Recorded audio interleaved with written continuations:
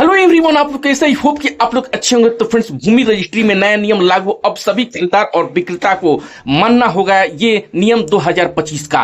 पूरी जानकारी क्या है मैं बताऊंगा, लेकिन उससे पहले अगर आप मेरे चैनल पर नए हैं, अब तक अपने मेरे चैनल को सब्सक्राइब नहीं किया तो प्लीज चैनल को सब्सक्राइब कीजिए और बेल आइकन प्रेस करना, ताकि जो भी ऐसे लेटेस्ट अपडेट हो सबसे पहले नोटिफिकेशन आपको प्राप्त। वीडियो को बिना देर के शुरू करते हैं, क्योंकि आज का जो वीडियो है काफी खास होने वाली है। तो आपको बताते चले कि जमीन खरीदने और उसकी रजिस्ट्री करवाना एक महत्वपूर्ण कानूनी प्रक्रिया यह न केवल संपत्ति के स्वामित्व को वैध बनाता है, बल्कि भविष्य में किसी भी विवाद से बचने के लिए आवश्यक होता है। हालांकि रजिस्ट्री खर्च निकालना कई लोगों के लिए एक चुनौतीपूर्ण कार्य हो सकता है, और इस वीडियो के माध्यम से हम आपको बताएंगे कि स्टैंप ड्यूटी, रजिस्ट्रेशन फीस और अन्य खर्चों की गणना कैसे की जाती है।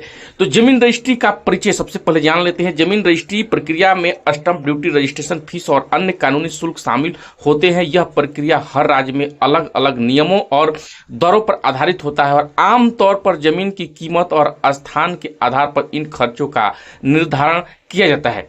तो आपको बताते चले कि एक जो कि स्टैंप ड्यूटी जो है जमीन का मूल्य का स्टैंप ड्यूटी जो जमीन पर लगती है, वो जमीन के मूल्य को 5% से 7% राज्य के अनुसार। और आपको बता दें कि रजिस्ट्रेशन फीस जमीन का मूल्य का 1% सर्च फीस यानी कि 500 रुपया से लेकर 2000 रुपया आस्थान के अनुसार। वकील की फीस 2000 से लेकर 10,000 तक जो है सेवा के अनुसार। अन्य खर्चे नोटरी, फोटोकॉपी इत्यादि अनुकूल खर्च सभी शुल्कों का जो कि योग होता है।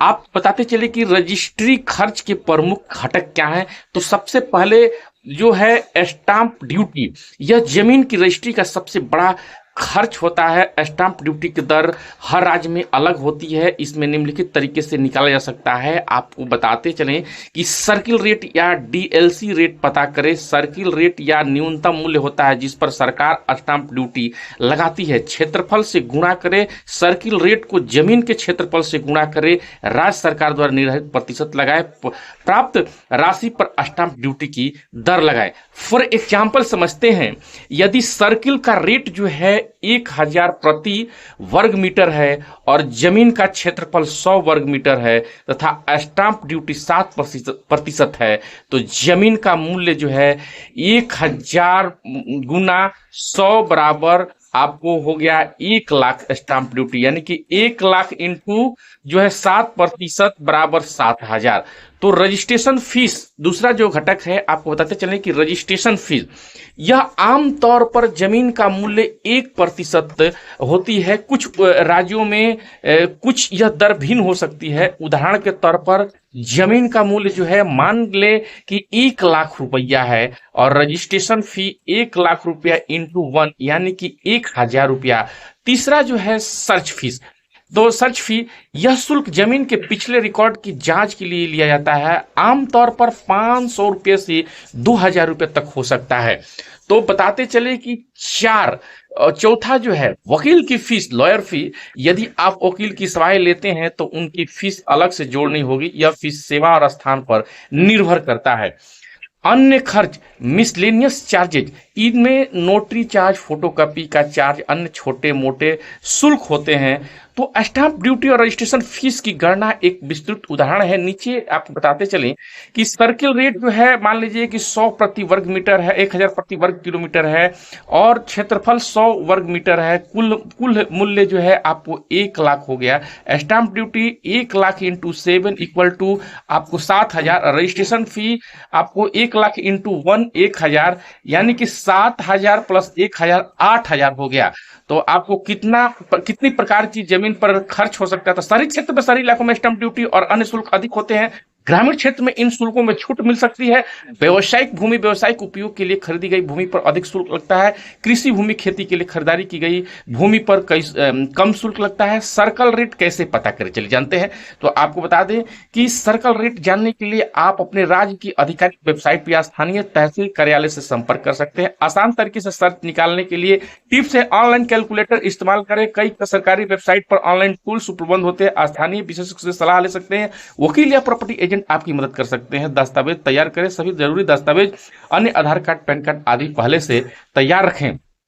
तो आपको मैं बता दूं कि जमीन को लेकर जो है, जो जमीन में आपको भूमि रजिस्ट्री में नया नियम लागू अब जो है सभी खरीदार और विक्रेता को मानने होंगे। ये नियम लैंड रजिस्ट्रेशन न्यू रूल जो है आपको 2025 में आ चुका है। और आपको बताते चलें कि सरकार ने जो है अब जमीन से जो संबंधित जितनी भी उलझने थी वो अब लगभग जो है युद्ध स्तर पर जो है खत्म कर रहा है और उसको सुलझाने की कोशिश कर रहा है। क्योंकि जमीन का झगड़ा आप ये पुराने जमाने से जो है उलझे हुए थे। जमीन के लिए जो है एक दूसरे की आदमी जान ले लेता था, उलझने होती थी, सरकारें जो है कोर्ट कचहरी थाना का चक्कर लगाना पड़ता था, जिससे लोग जनता काफी परेशान होता था। जमीन की कभी भी समस्या की समाधान नहीं हो पाया था। लेकिन सरकार ने जो है अब पूरी तरह से इसको खोजबीन कर लिया है ताकि किसी भी तरह का अब जो है,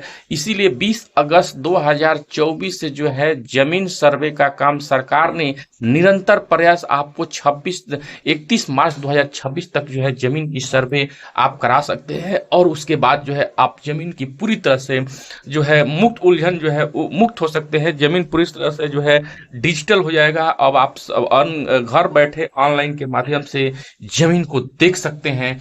तो मैं आपको बता दूं कि यह जानकारी केवल यह जो वीडियो है, यह जानकारी जो है आपको केवल जानकारी देने के उद्देश्य से आपको बनाया गया है। जमीन रजिस्ट्री प्रक्रिया राज्य अनुसार अलग हो सकती है। सटीक जानकारी के लिए अपना स्थानीय रजिस्ट्री कार्यालय या कानूनी सलाहकार से संपर्क एक बार जरूर कर लें।